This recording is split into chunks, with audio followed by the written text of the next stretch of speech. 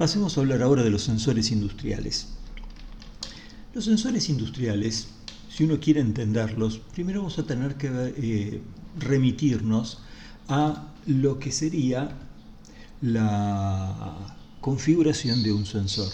Todos nosotros estamos acostumbrados a pensar en los sensores como si fueran algo medio exótico, solamente producto de lo que vemos en la industria más avanzada, pero la realidad no es así. Nosotros, por ejemplo, el cuerpo humano, tenemos dos sensores ópticos, uno y otro. Alguien dirá, qué bueno. ¿Y cómo son? Y bueno, son sensores que me permiten determinar la forma de las cosas, el color de las cosas, el movimiento de las cosas. Y una cosa, por ejemplo, muy importante, ¿por qué tenemos dos? Y más allá de que alguien se adelante y me diga, tenemos dos para tener uno de repuesto, no funciona así. Tenemos dos por lo siguiente: necesitamos establecer el conocimiento o la percepción de distancia.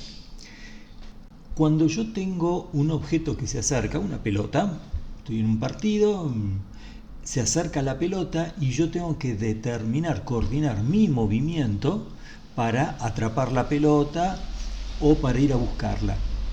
¿Qué pasa entonces? Los dos ojos se fijan en ese objeto que está volando, que está viniendo. A medida que se va acercando, los ojos dejan de estar paralelos y comienzan a triangularse sobre la pelota. ¿Qué hace mi cerebro? Mi cerebro mide ese giro que hacen los dos globos oculares y en función de eso calcula instantáneamente cuál es la distancia entre la pelota y yo en todo momento, y lo va haciendo en forma continua. Otro sensor que nosotros tenemos son los sensores auditivos. Ahora, ¿por qué tengo dos? Bueno, necesito dos porque cuando hay una fuente de sonido, esa fuente de sonido puede estar en cualquier parte del espacio, arriba, abajo, izquierda, derecha, atrás o adelante. Pero ¿qué pasa? El sonido, cuando llega, el oído que está más cerca percibe el sonido primero y lo percibe con una amplitud un poquitito mayor. El sonido que llega a mi otro oído tiene que recorrer una distancia un poco mayor y llega un poquito más atenuado. ¿Qué pasa entonces? Mi cerebro automáticamente, sin que yo tenga que pensar, automáticamente determina por la diferencia de llegada del sonido y la atenuación cuál es la posición que tiene esa fuente de sonido. Es decir, si yo a ustedes les vendo los ojos y empiezo a hablar caminando por adentro de la habitación, ustedes inmediatamente saben en todo momento a dónde me encuentro yo, si más lejos, más cerca, izquierda, derecha, atrás o adelante. También tenemos otros sensores que son de contacto. Por ejemplo, acá en la piel, todo mi cuerpo está recubierto de miles o millones de sensores de contacto. Esos sensores de contacto determinan la fuerza con la cual se está presionando la piel, determinan si el objeto que me toca es redondo, es filoso, es puntiagudo, si está frío, si está caliente. Entonces, ¿por qué tengo tantos sensores? Incluso los olfativos, gustativos, etcétera, etcétera. ¿Por qué tengo tantos sensores? Porque yo necesito conocer mi entorno, mi cerebro necesita tomar información del entorno para tomar decisiones. Decisiones de si sigo caminando, decisión de si atrapo o no la pelota, si voy a llegar o no voy a llegar. Determinar si me agacho, dónde me voy a sentar. O sea, necesito toda esa información, mucha información, para la toma de decisiones. Y esto lo hacemos desde el mismo momento en que nacemos, hasta que nos morimos. Constantemente todo ese ejército de sensores está funcionando. Los sensores que nosotros vamos a ver industrialmente son sensores bien específicos. Algunos van a ser mecánicos, o sea, unos van a ser de tipo de contacto directo, necesito hacer contacto con el objeto que estoy sensando.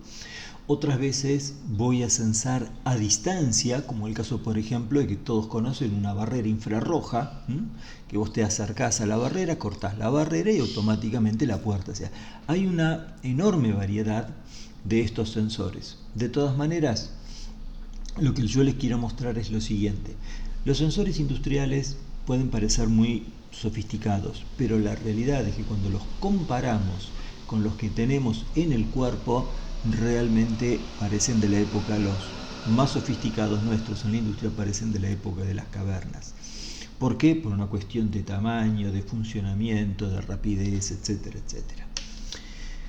Hablemos un poquito de qué tipos de sensores hay, ¿sí? Y qué tipos de aplicaciones tiene. Esas son las respuestas que tenemos que dar en este momento. Pero dentro de los sensores hay algunos sensores que se destacan. En primer lugar, ¿qué es lo que voy a buscar con estos sensores? Bueno, voy a buscar que tengan. La mayoría de ellos tiene señal eléctrica, la inmensa mayoría tiene señal eléctrica. ¿Por qué aparece una señal eléctrica? Bueno, como hablábamos antes, la electricidad se transmite a una velocidad cercana a la de la luz, 280.000 kilómetros por segundo, entonces eso me da una enorme rapidez. Segundo, la mayoría de ellos no necesitan contacto físico con el objeto para percibirlo. Sobre todo, por ejemplo, los sensores inductivos, los ópticos, como los de barrera, que no necesitan tocar a la persona para detectar eso. Tiene la posibilidad de amplificar la señal. Capaz que la señal que envía el sensor es una señal de voltaje muy bajo. Por ejemplo, 2-3 voltios. Normalmente está estandarizado en 24, pero hay algunos que tienen señales muy muy bajas. Y sin embargo, eso se puede amplificar. Por ejemplo, un sensor que estoy usando yo en este momento es el micrófono. ¿Qué salida tiene ese sensor de sonido? Y ese sensor de sonido tiene una intensidad que con mucha suerte llegará a 1 voltio de señal. Hablando yo fuerte, con un sonido fuerte, llegará a 1 voltio de señal, no más que eso. Normalmente se manejan en valores de 0,1 voltios, 0,5, eso es el rango de salida.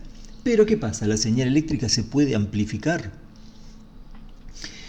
Y otra cosa, la otra posibilidad que tiene es la posibilidad de modular esa señal, o sea que esa señal tenga posibilidades de tener valores intermedios. Vamos a ver un poquito qué tipos de señales eléctricas tenemos. Hay dos tipos, una es la digital, otra es la analógica. ¿Qué es una señal digital? Bueno, yo tengo un sensor que detecta, no sé, tuercas que pasan por una cinta transportadora. Cada vez que detecta una tuerca, envía corriente. Básicamente sería 24 voltios. Entonces la computadora de la máquina, el PLC, ¿qué hace? Recibe 24 voltios y anota número 1. No detecta el sensor 0 voltios. La computadora anota 0, 0 o 1. Eso se llama digital. No hay otra posible respuesta. O es un 0 o es un 1. O detecta o no detecta. Esos son los sensores digitales. Los sensores analógicos, por ejemplo, son los sensores de sonido. El sensor de sonido depende de la intensidad del sonido para detectar. Algunos, por ejemplo, son los sensores de presión, que me van indicando cuanta más presión hay en una cañería, me van detectando, me van diciendo cómo va aumentando esa presión. Ellos se llaman sensores de tipo analógico. Nosotros vamos a trabajar con los dos fundamentalmente, los digitales y los analógicos. Dentro de los sensores digitales vamos a empezar con el primero que ya mencionamos hace unas clases atrás, que son los presostatos. Los presostatos son un dispositivo que me permite a mí determinar la presión en todo momento.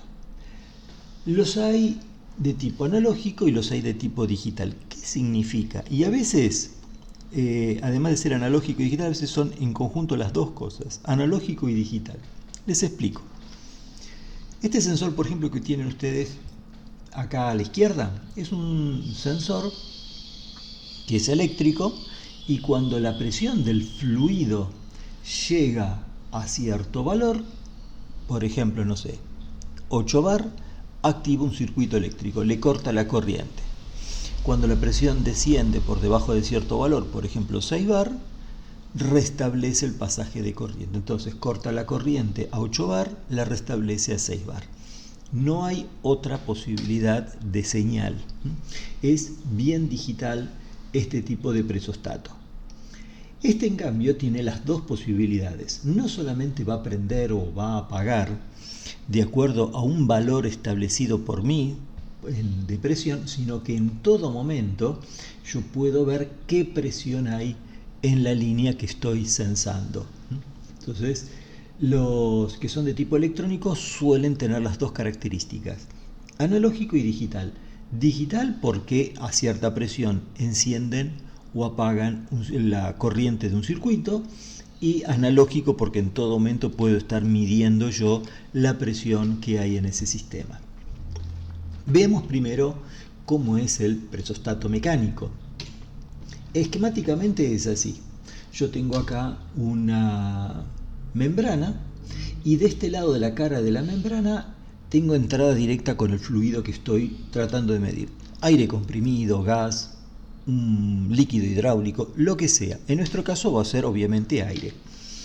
De este lado de esta membrana, entonces tengo el gas cuya presión quiero medir, y del otro lado de la membrana está conectado una varilla, y esta varilla está empujada hacia abajo a través de un resorte. ¿Qué es lo que ocurre? A medida que aumenta la presión, esta varilla va venciendo la fuerza del resorte y va elevándose. Al elevarse, en un momento dado, cierra un juego de contactos eléctricos. Puede abrir uno y cerrar otro y viceversa. Hay que ver cómo es el modelo. Ya vamos a verlo porque ahora les voy a mostrar uno desarmado y se va a aclarar el tema. Ahora bien, si la presión baja, acá, voy a cambiar el puntero a puntero láser, ahí está. Si la presión baja, automáticamente el resorte prevalece y va llevando el vástago hacia abajo. Ese vástago que está hermanado con el sistema de contactos eléctricos va a abrir este juego de contactos y va a cerrar el otro. ¿Qué hago yo con esa corriente? Bueno, puedo utilizarla para encender o apagar el compresor del sistema, abrir o cerrar una válvula. Eso veremos para qué necesidad tengo yo puntualmente. Pero el presostato realmente lo que hace es eso. Ahora bien,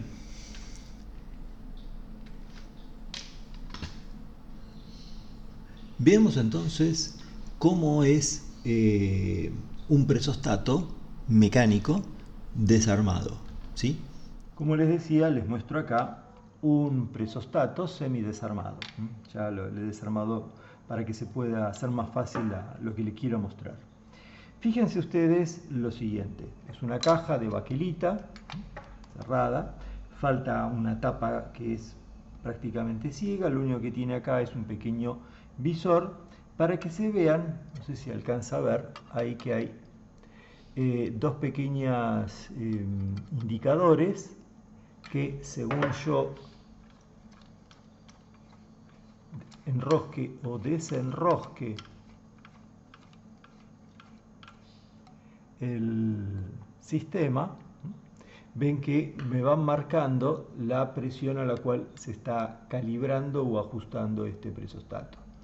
Por supuesto que siempre esto hay que corroborarlo, la presión a la cual yo estoy calibrando el encendido o el apagado del presostato, hay que constatarlo con un buen manómetro para saber, porque esto puede estar muy bien o puede estar más o menos.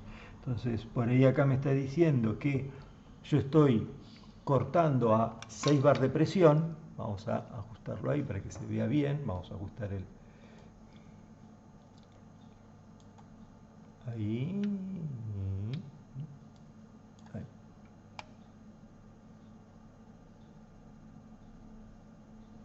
¿Cómo cuesta meterlo en foco a esto?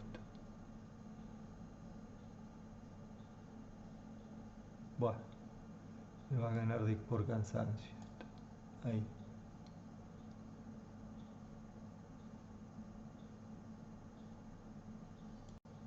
Listo, ahí está. Entonces, ven ustedes que yo, por ejemplo, ahí lo ajusté a aproximadamente, y se volvió a salir de foco, a 7 bar. ¿Lo ven ahí? Una virome que es mejor. Ven que ahí coloqué la marca entre 6 y 8 bar. Bien, pero eso no necesariamente tiene por qué ser exacto. Entonces, lo que hay que hacer es siempre corroborarlo con un manómetro. ¿Cómo opera esto? Bueno, lo primero que vemos acá es el interruptor. Este es el interruptor que vemos acá. Vamos a ajustar nuevamente. Ahí está. Ahí. Ven ustedes acá, este es el interruptor eléctrico, es un interruptor mecánico. Tiene unos contactos acá, unas patitas acá, que son las que comandan la apertura o cierre de los contactos que vemos acá. Es un contacto doble, inversor. Tiene ahí atrás un contacto, que es el contacto central. Uno es el normal abierto y el otro es el normal cerrado. Ahora, ¿cómo opera esto? Bueno, vamos a retirar esta parte de acá.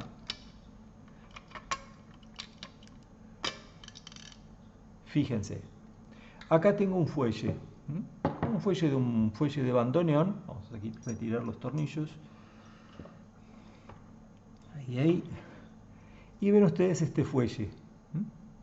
Este fuelle, cuando yo le inyecto aire comprimido de este lado, automáticamente este fuelle se comprime.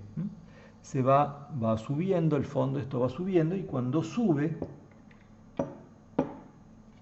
al subir, empuja esta varilla que vemos acá. Esta varilla que vemos acá, vamos a quitar esto que molesta. Ahora sí. Y entonces, ¿qué pasa? Cuando yo aprieto esto, voy a sacarle un poco de tensión al resorte. Ahí está, le saqué toda la tensión. Fíjense, cuando yo empujo, venzo el resorte que está acá. Y al vencer el resorte, eso me permite a mí mover estas dos patitas que ven ustedes acá, estas que están acá de cobre, que son las que comandan la apertura y cierre de contactos del interruptor. Ese es el funcionamiento de un presostato. Un presostato de tipo industrial. Por supuesto que hay otros, pero más pequeños. Ahora les voy a mostrar el de un presostato, pero de tipo electrónico. ¿Sí? Bueno, habiendo visto esto, ya ahora estamos en condiciones de reconocerlos. Cuando ustedes ven esto, no hay un display digital, estamos hablando de un equipo que es netamente mecánico, o es electromecánico. Mecánico porque el funcionamiento es mecánico, eléctrico porque la señal que emite es una señal eléctrica. En cambio, los presostatos digitales es muy fácil distinguirlos. No les digo que sean más o menos precisos. Si son de buena calidad, sí, son más precisos que los mecánicos, pero hay de todos los precios y de todas las calidades. Así es como los van a ver, no hay una forma definida. Y vamos a ver ahora cómo es un presostato digital Tengo acá un presostato, pero de tipo digital. ¿Sí? En la parte inferior está la toma de sensado del aire. Vamos a ajustar un poquito Ahí está. la toma de sensado del aire comprimido o del gas que estoy midiendo. Y acá tengo la conexión para cables. Yo en este momento no tenía la conexión original roscada, así que directamente le conecté manualmente los conectores. Pero esto lleva un conector especial que es a rosca. A los efectos prácticos, lo que les quiero mostrar es lo siguiente. A ver, tal vez este no, el rojo.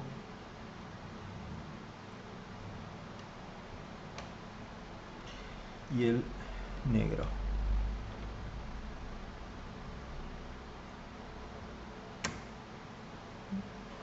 Muy bien, fíjense ustedes, ahí en todo momento me está mostrando la presión. Como en este momento no hay presión, no podemos indicar otra cosa que no sea esa.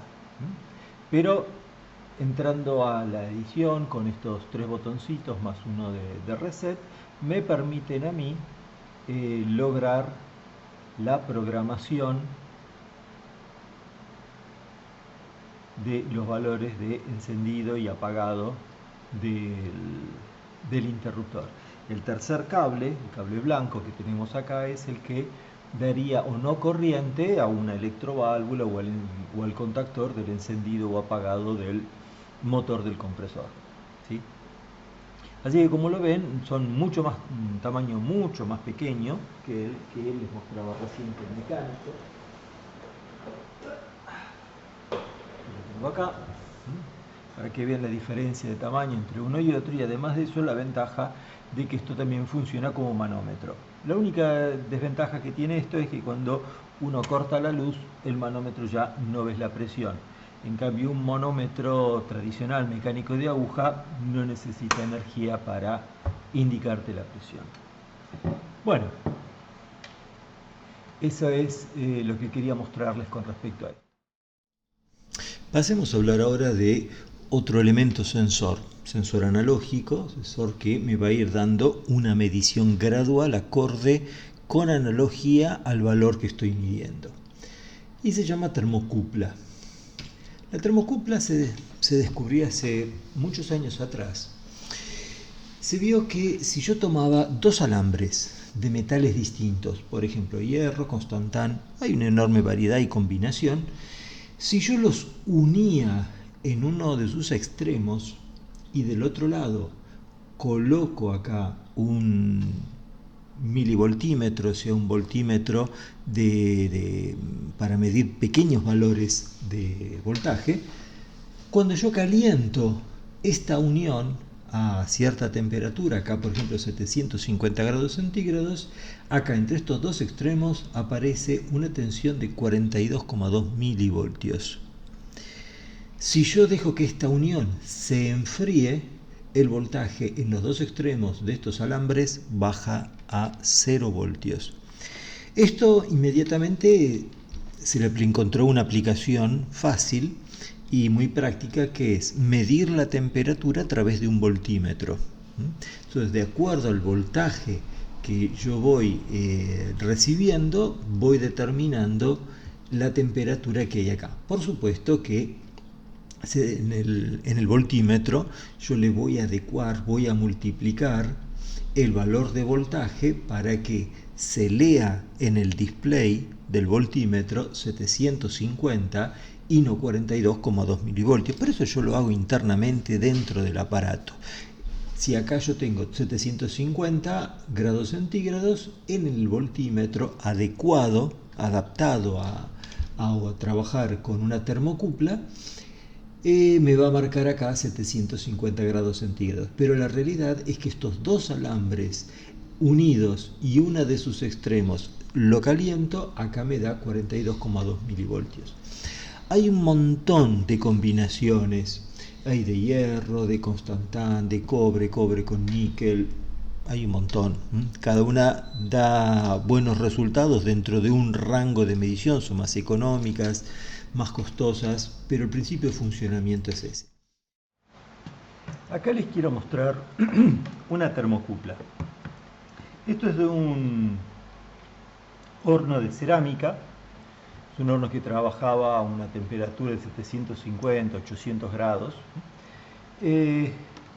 ¿Cómo está conformado? Bueno, acá ven muy bien los dos alambres que viajan por una vaina de porcelana. Son segmentos de vainas de porcelana, no es que está quebrado, sino que son segmentos de 10 centímetros y acá en la punta se encuentran unidos, enroscados y soldados.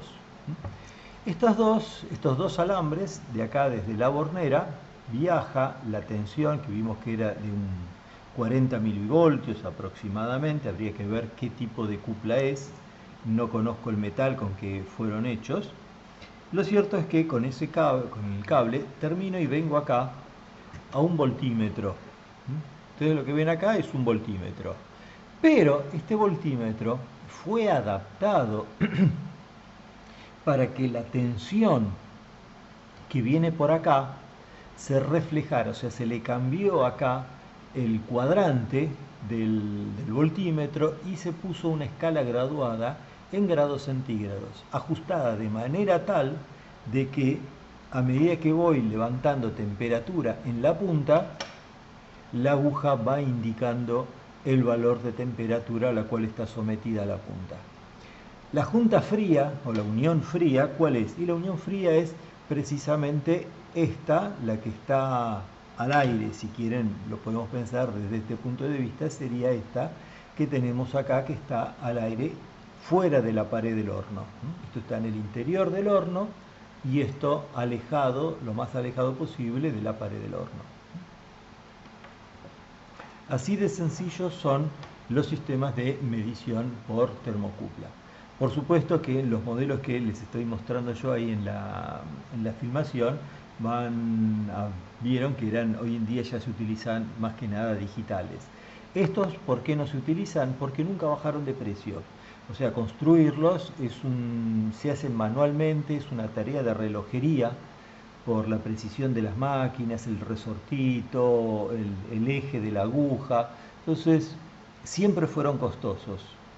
Y los digitales, que en un principio eran más caros que esto, con el paso de los años fueron bajando a precios casi ridículos. Nunca las van a ver así desnudas habitualmente, generalmente van protegidas con una vaina de acero inoxidable. Es decir, yo tengo acá este dispositivo, esta cajita con la vaina, dentro de la vaina se introduce la termocupla y la termocupla sale por este orificio que está acá es un agujero roscado por donde saldría el cable. Muchas veces directamente la termocupla se desenrosca acá esta tapa que vemos acá y tengo acceso a los bornes de conexión. Y de acá, por acá por la cañería eléctrica, saco dos cables que van hasta donde se encuentre el medidor digital. Esto, cuando ustedes vean esto, significa que adentro hay una termocupla.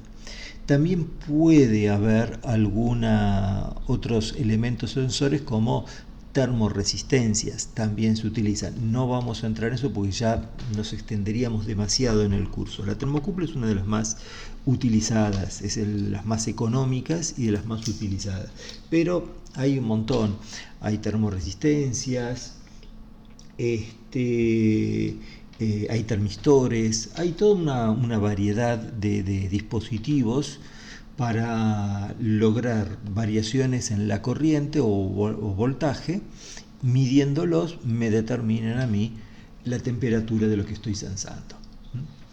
Muchas veces en los medidores termómetros manuales van a encontrarse con que viene acá con una empuñadura manual, la vaina, bueno, ya saben qué es lo que hay acá adentro, ¿sí?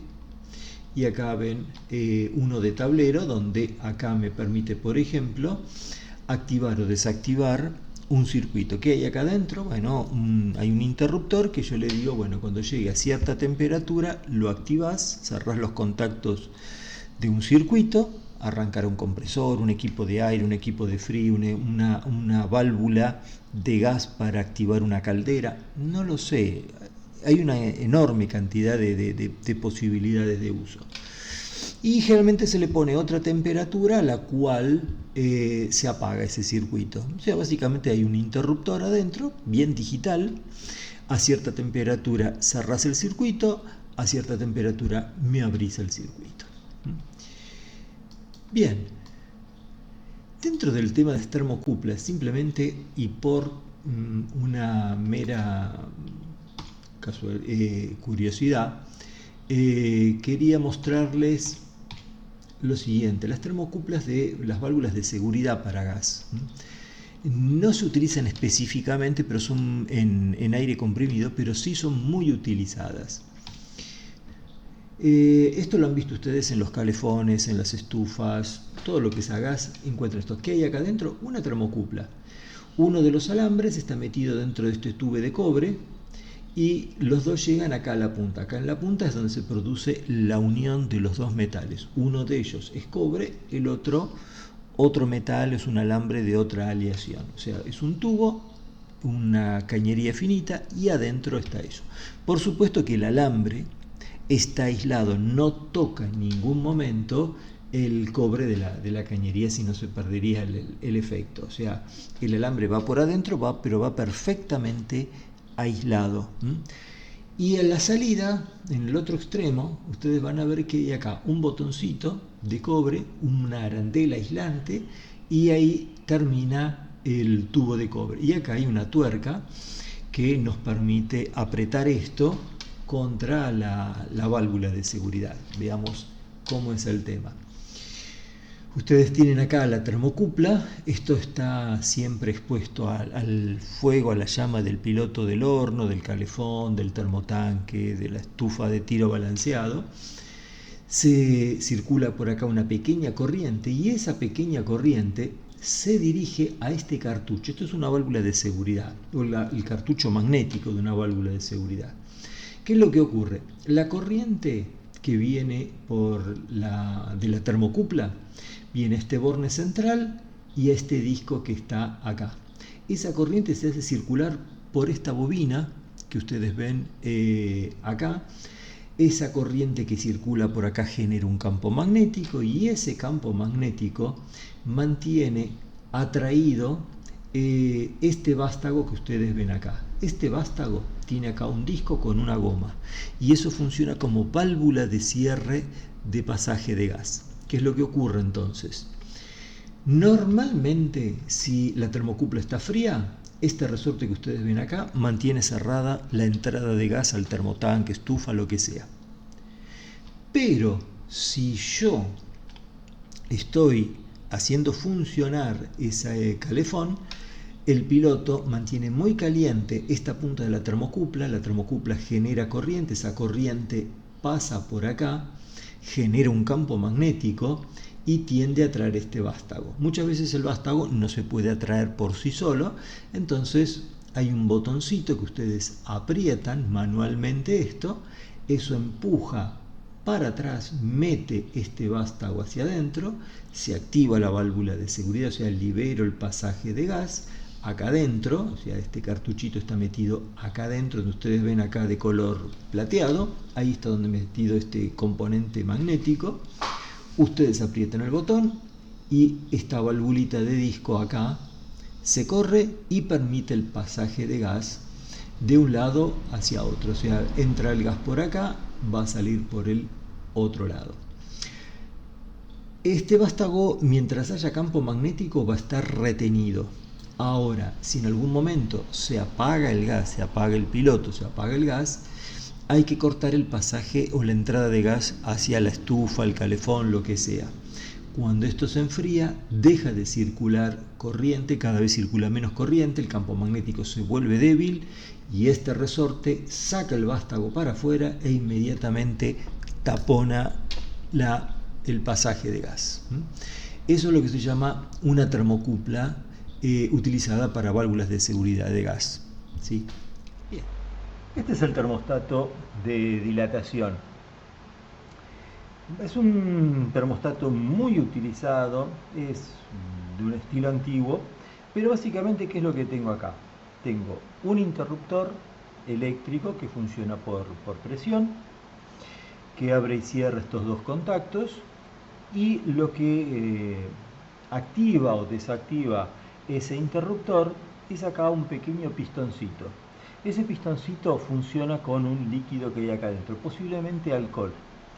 Ese líquido está dentro de este tubito. Esto parece un alambre, pero en realidad es un tubo capilar que está cerrado en la punta. Todo esto está lleno de ese líquido, probablemente alcohol o algún glicol, que tiene una variación de volumen importante con la temperatura. Entonces, ¿qué pasa?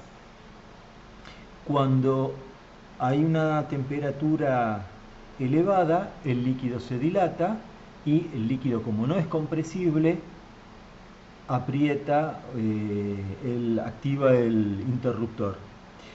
Por otro lado, cuando el líquido se enfría, automáticamente prevalece el resorte que hace que el interruptor vuelva a su posición normal. Y esta perilla, que es una perilla que no llega a ser de una sola vuelta, es la que precarga ese resorte y te da la regulación de cuándo querés, en qué momento querés a qué temperatura querés que se active o se desactive el interruptor. O sea, es un termostato de dilatación, se llama así, porque lo que se dilata es el líquido que hay acá adentro. Sencillo, pero muy práctico. Sensores de tipo electromecánicos. Los sensores de tipo electromecánicos son sensores de contacto. Yo acá adentro voy a tener un interruptor que va a tener dos contactos, uno normal abierto y uno normal cerrado. Y hay una ruedita que me permite a mí hacer contacto y activar o desactivar ese interruptor. Vamos a ver ahora cómo es. Tengo acá un par de ellos, y les voy a mostrar cómo opera. Veamos los interruptores electromecánicos. Tengo acá de varios tipos. Este es el más chiquitito de todos. Como verán, todos estos interruptores tienen un juego de contactos inversores.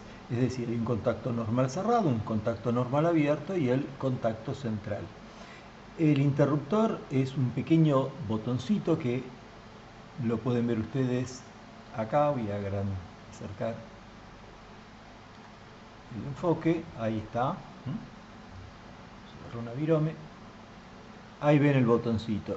Lo que hace simplemente este fleje es conmutar el botoncito. Esto es lo más pequeño que hay en interruptores electromecánicos. Después tenemos de estos que habíamos visto en la fotografía, donde vemos que hay una ruedita que activa un balancín y esto mueve el tope, que es realmente el que transmite el movimiento. Se lo escucha la conmutación, los tornillos para sujetarlo, y para que vean cómo es por dentro, sacamos la tapa de conexión,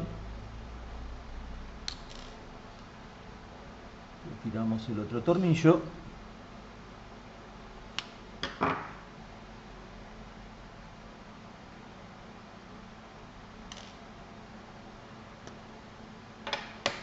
y ahí tienen ustedes la bornera. Vamos a acercar un poquitito. Ahí tienen ustedes la bornera con los contactos. No hace falta que les diga que este es el contacto central, y estos dos, uno de ellos es el normal abierto y otro el normal cerrado. Por supuesto que la tapa viene con una guarnición de goma para que esto tenga una protección contra el polvo, contra el agua lo mejor posible. Y asimismo ven acá que el perno está sellado con un fuelle, de manera tal de que el agua, si es que esto está expuesto a la intemperie o hay posibilidades de salpicaduras, no penetren adentro del mecanismo. Acá tenemos otro, pero de rueda y longitud regulable. Lo puedo, aflojando este tornillo, puedo alejar o acercar la ruedita para que haga contacto con lo que quiero que haya. Puede funcionar tanto en un sentido como en el otro.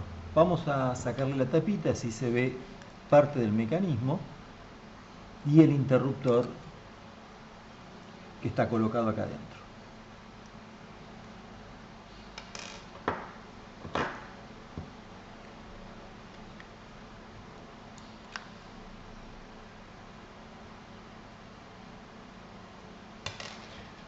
Al igual que el otro, tiene una junta de goma para estanqueizar toda la caja que lo contiene. Ahí tenemos, vamos a sacar el interruptor, que es el interruptor que funciona, vamos a acomodarlo bien, ahí.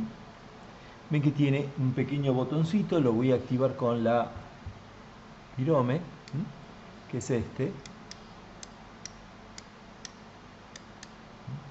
Trate de hacerlo con la virome, ahí está. Ese es el interruptor y acá ven ustedes el botón que cuando uno mueve la palanca en un sentido o en el otro, sea a la izquierda o sea a la derecha, activo o desactivo el... Ahí lo activo y también si lo llevo hacia la derecha también. Por supuesto que esta palanca, si uno afloja este tornillo que está acá, la acomodo de manera tal que se adapte a lo que quiero censar. Y lo mismo con respecto a la longitud. Una cosa no menos importante es el tema de que para que no entre agua, acá siempre viene preparado para colocar un prensacable.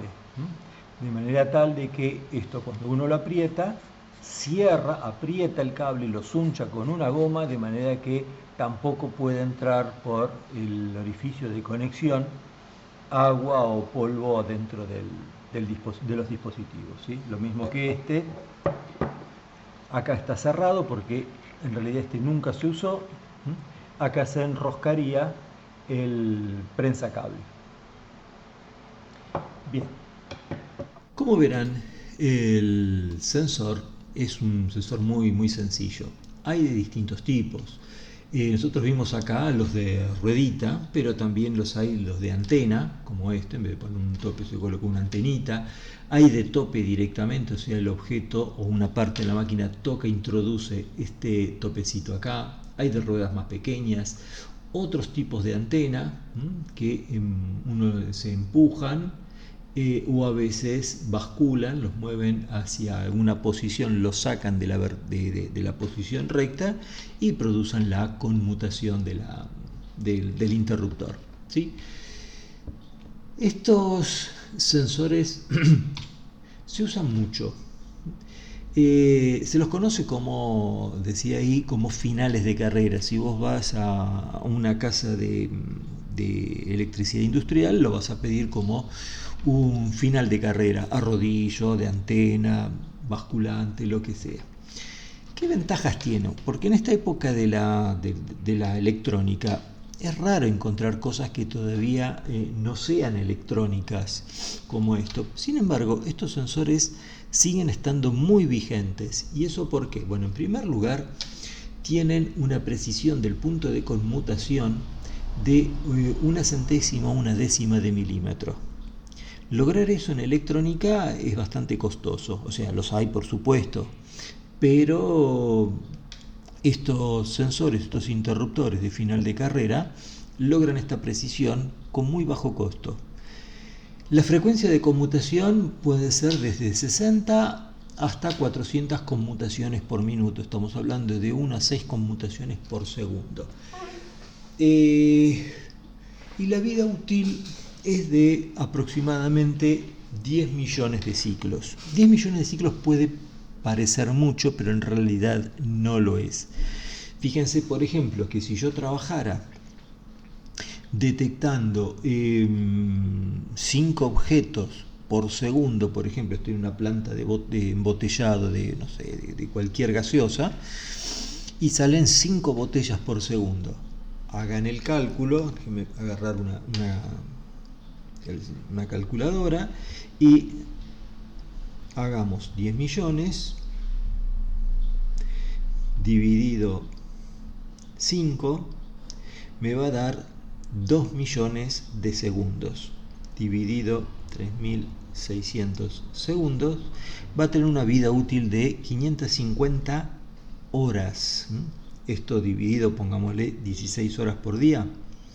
O sea que va a tener una vida de 34 días de trabajo. Parece mucho 10 millones de ciclos, pero si yo te digo, te vendo una máquina y te estoy diciendo, este sensor te va a durar un mes aproximadamente, vos me lo tiras por la cabeza. Entonces, se usa, sí, para cosas que no tienen una gran frecuencia de uso. Por ejemplo, apertura y cierre de una puerta, la llegada de un pallet. ¿Cada cuánto llega un pallet? Y, por ejemplo, cada 10 minutos, 15 minutos llega un pallet. Anda perfectamente, o sea, esos 10 millones de ciclos te van a durar 15 años en la máquina. La clase de protección, por lo general, es una grado de protección IP67, así que te va a durar mucho. Pero les decía esos, ¿cuál es la ventaja? Bueno, la ventaja precisamente es que son de bajo costo. Por eso siguen siendo vigentes y muy utilizados. Acá lo vemos, por ejemplo, como final de carrera para detectar el recorrido de una puerta. Fíjense que es de tipo rodillo. Acá está la puerta probablemente deslizante o levadiza, y una parte de la puerta hace tope, activa el interruptor avisando que llegó al final de la carrera. Otras veces, por ejemplo, podemos utilizarlo. Acá tenemos una línea de armado de pallets, y bueno, se fabrica un pallet cada 3-5 minutos, y sí, 10 millones de pallets tenés que fabricar, y te va, eso, 10 millones de pallets no los vas a fabricar en 10 años, fácil. Así que la vida útil es larga. Todo depende de cuál sea el grado de frecuencia de activación de ese sensor, ¿sí? Vamos a analizar ahora el reed switch. El reed switch sí es un sensor que tiene una parte mecánica y una parte electrónica. El reed switch es un sensor que podemos apreciar acá, que está utilizado como final de carreras de pistones. Ahora, ¿qué es lo que detecta este sensor? Este sensor detecta imanes. Si hay un imán cerca, automáticamente se cierra un circuito. Así de sencillo es. Que detecta un reed switch, imanes. Ahora bien, la aplicación más habitual de los reed switch, como les decía, son los finales de carrera de pistones neumáticos. ¿Por qué? Porque adentro en el émbolo se coloca un imán potente. Entonces, cuando el imán pasa debajo del sensor, lo activa. Entonces, de esa manera podemos reconocer cuando el pistón está totalmente extendido, totalmente retraído, o incluso podemos llegar a colocarlo en puntos intermedios. Vamos a analizar un poquito acá el símbolo. Este es el símbolo que vamos a ver en los gráficos del tipo reed switch. En primer lugar, este sensor, este rombo con dos verticales, es el símbolo internacional de sensor electrónico. Cuando vemos esto, significa que ahí tenemos equipo electrónico, un sensor de tipo electrónico. Segundo, vemos acá que hay el símbolo de un contacto normal abierto. ¿Qué significa eso?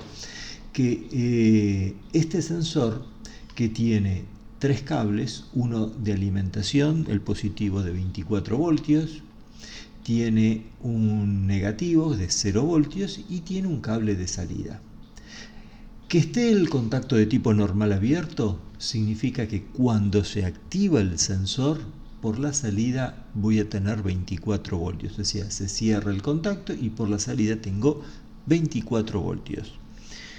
La corriente de salida no es muy alta, por lo general oscila entre los 500 mA aproximadamente. Puede haber alguno que entregue un poquito más de corriente, pero está dentro de ese orden. Y el símbolo del sensor reed switch es este, que parece como si fuera la grampa de una brochadora. Vamos a verlo uno en la práctica. Vamos a analizar a continuación uno en la práctica. Acá tengo un reed switch. Este es el dispositivo. Pequeño, incluso está comparado con el cable, es apenas una punta, pero el dispositivo está metido acá adentro. Fíjense cómo estos soportes lo sujetan a un cilindro. Vamos a conectarlo. Dispone de 3 cables, como hemos visto hasta ahora. Conectar el negativo. Todo esto una fuente de 24 voltios.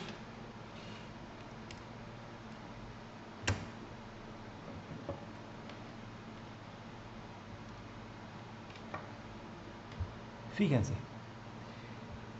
el émbolo de este pistón está magnetizado, o sea, está constituido con un imán.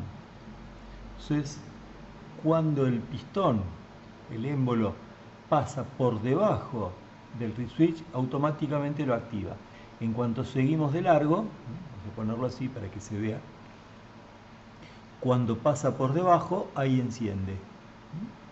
Se aleja y se va. O sea, yo puedo ubicar el reed switch en cualquier posición y cuando pase o esté cerca el imán del émbolo lo va a activar. Por supuesto que normalmente, ¿qué es lo que se hace? Se colocan 2 reed switch como finales de carrera. Eso es lo que se hace habitualmente.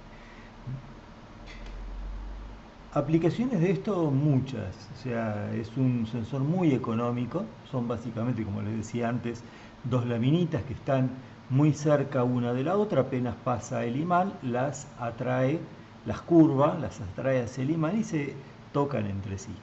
La señal a veces se suele amplificar, incluso también para que se prenda el LED testigo que tenemos. Ahora que lo vimos funcionar, veamos cómo está constituido por adentro. Vemos acá que tenemos 3 cables, ya les había anticipado que tiene uno que es de alimentación de 24 voltios, está el negativo y está el cable de salida. Normalmente esto ya está normalizado. El marrón es el positivo, el celeste es el negativo y el neutro, la salida es el cable negro. ¿Cómo es esto? Bueno, muy simple. Acá adentro hay una cápsula de vidrio que se encuentra al vacío.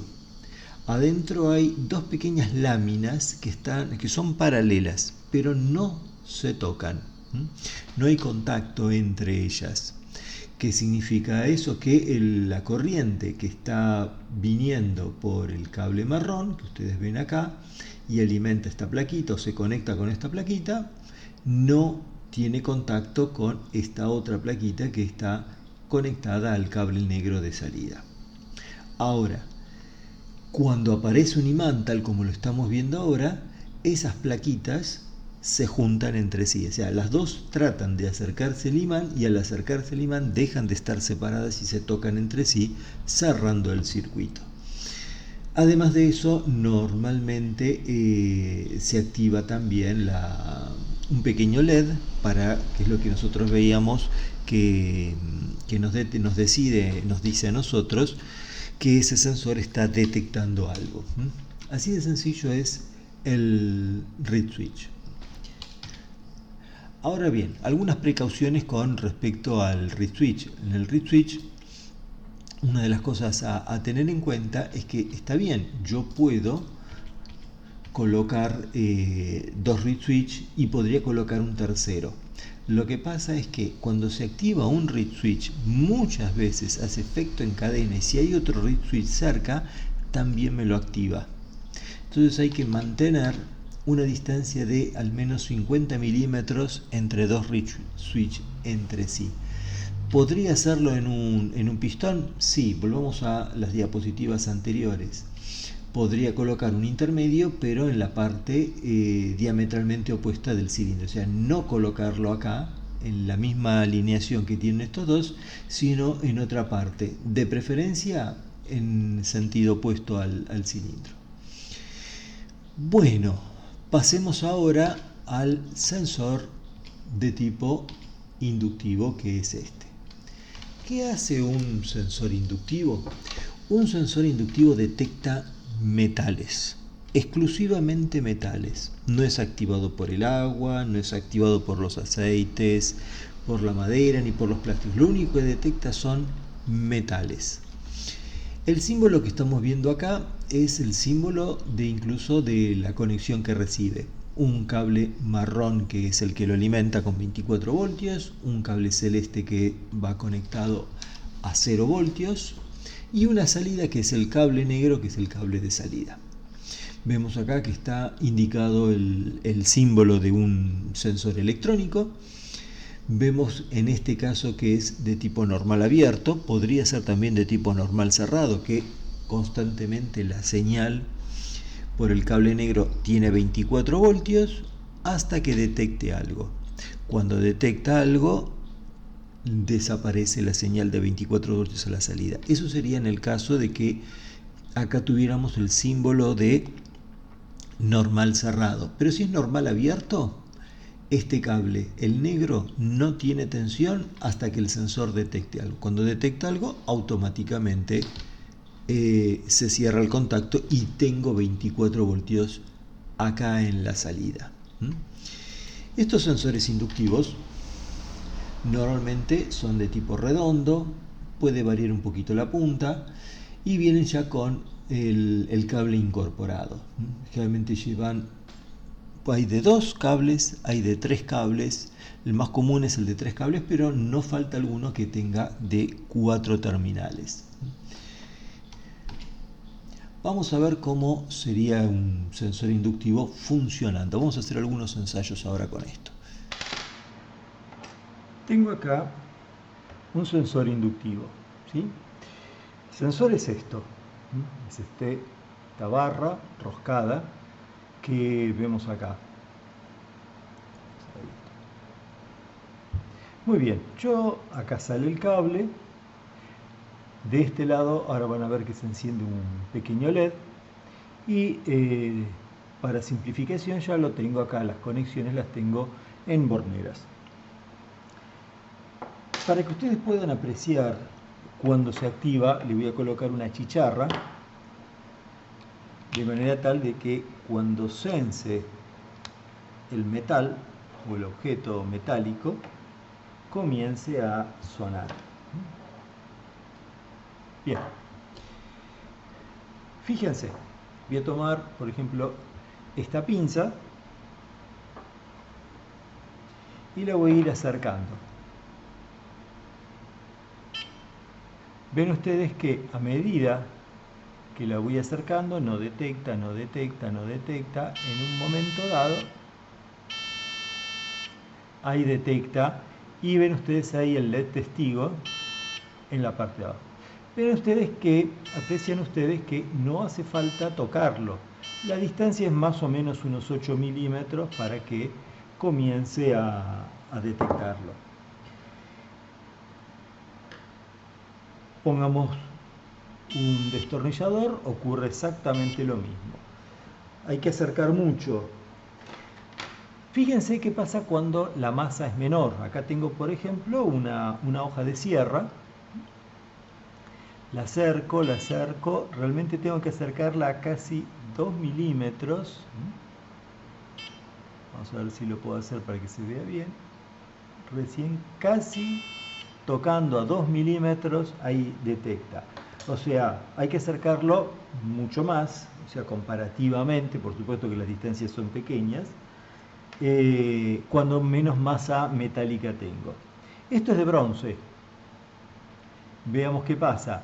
Fíjense, al no ser un metal ferromagnético, tengo que acercarlo más.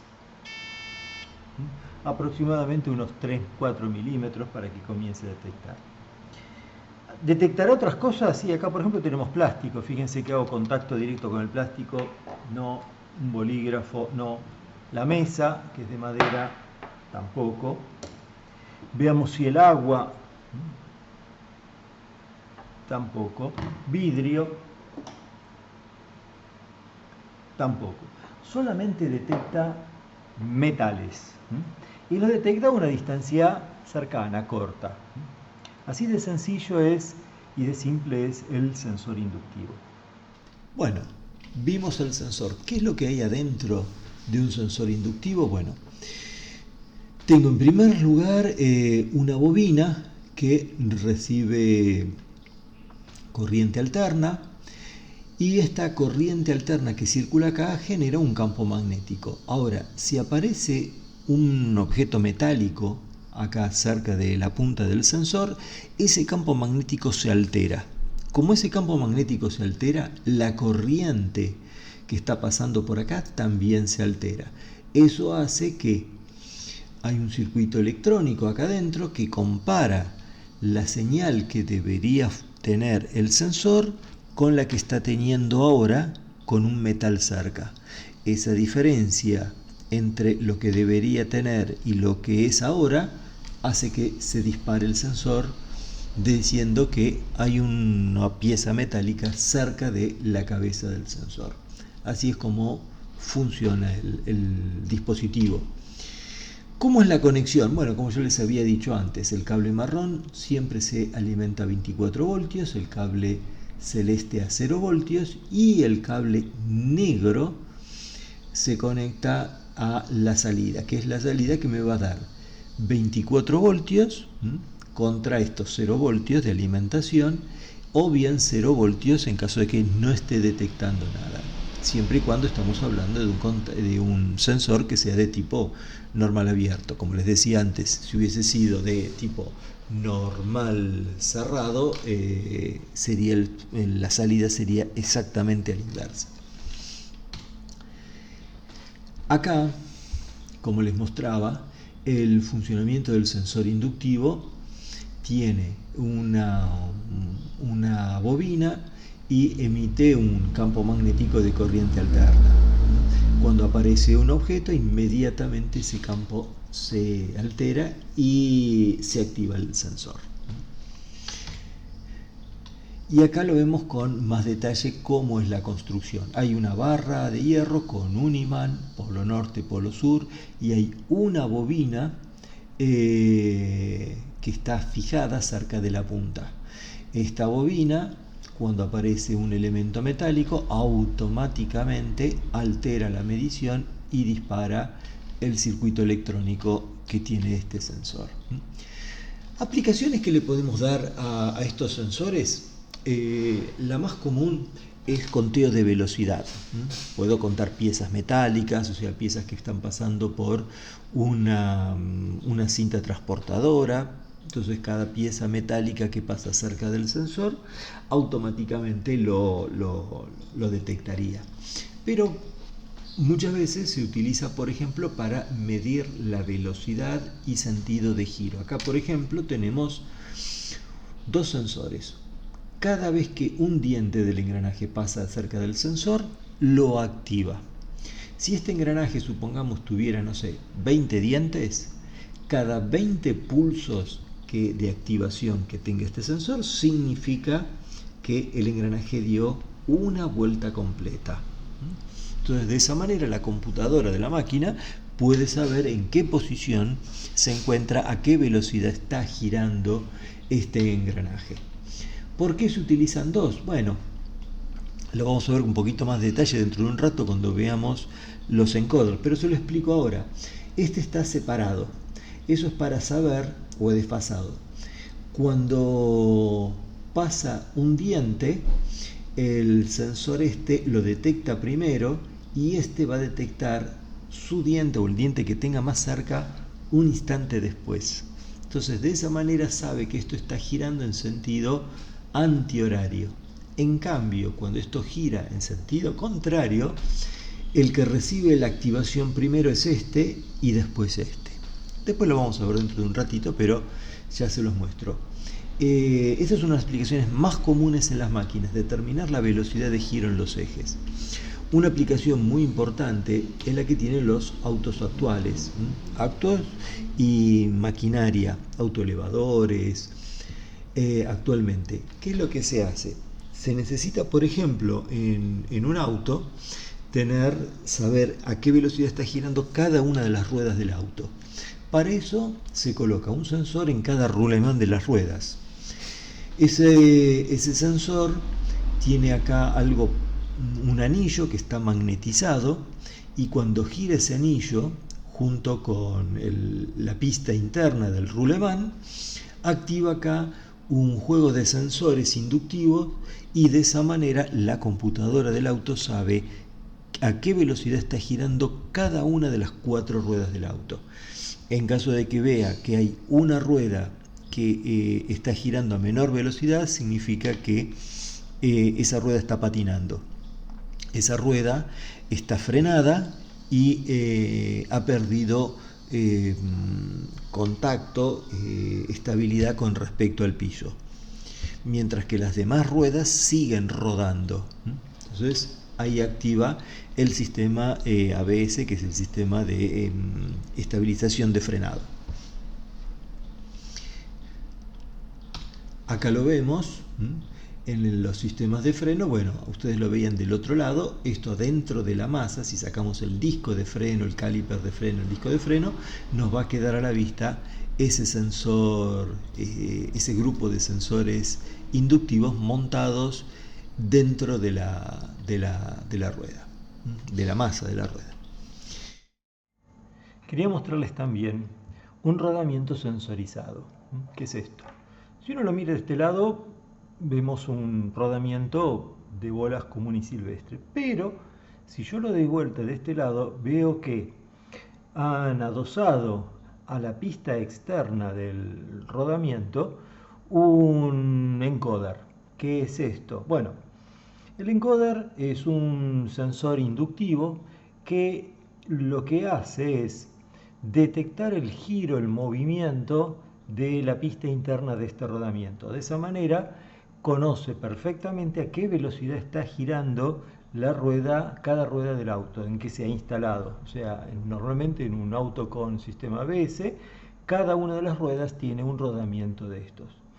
Más adelante vamos a ver cómo es el tema del encoder que hay acá adentro, pero no quería perder la oportunidad de mostrarles cómo es uno. Y acá está el terminal que se utiliza para conectarlo a la computadora del auto. Algunas especificaciones de estos sensores inductivos. El voltaje de trabajo normalmente está entre 10 voltios y 30 voltios. Hay algunos que son de corriente continua, la mayoría, otros que son de corriente alterna. La distancia a la cual detectan una pieza metálica está entre menos de 1 milímetro, décimas de milímetro, hasta un máximo de 250 milímetros. Parecería no mucho, 250 milímetros, sí, no son 3 metros ni 4, no. La pieza metálica tiene que estar relativamente cerca del sensor. El sensor nunca va a tocar lo que está sensando, pero tiene que tener una distancia relativamente cercana. 5, 10, 15, 20 milímetros es lo que habitualmente se utiliza, pero se puede llegar hasta distancias de 25 centímetros. La corriente de salida generalmente está dentro de los 100 a 500 miliamperes, algunos un poquitito más.